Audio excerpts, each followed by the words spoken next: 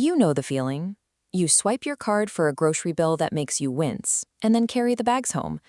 But when you unpack it all on the kitchen counter, the actual pile of food looks surprisingly small.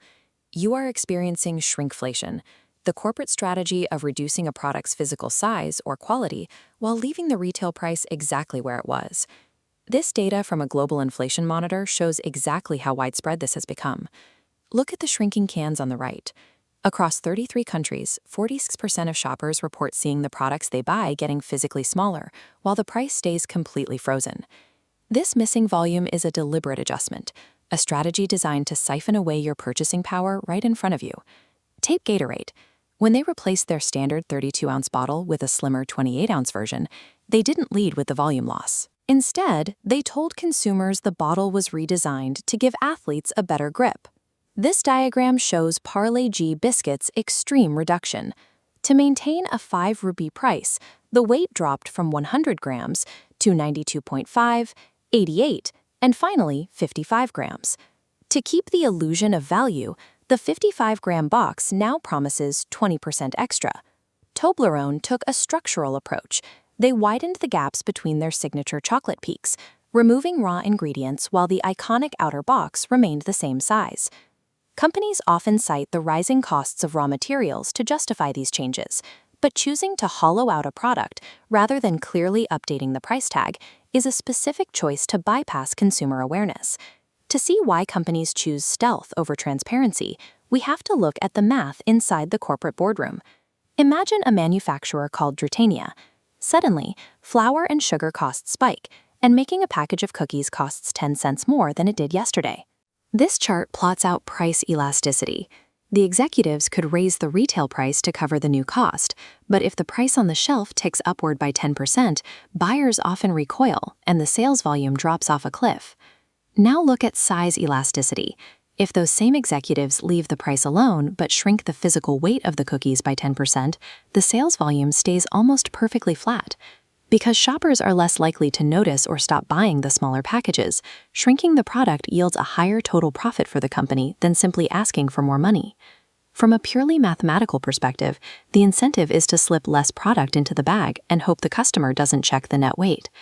If we're getting less food for the same money, why do we continue to grab these brands off the shelf? The answer lies in how our brains perceive loss. We feel the loss of money, a higher price tag, as an acute, immediate event. But we are almost entirely blind to a subtle reduction in physical mass. In many cases, we will accept a superficial gain, like a taller box or a sleeker design, while completely overlooking the fact that the food inside has been reduced.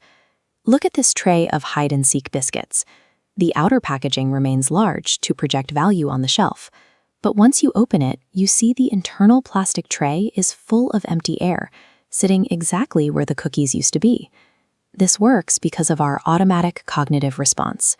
We navigate grocery aisles on autopilot, grabbing familiar colors, shapes, and box profiles out of habit, rather than checking the fine print.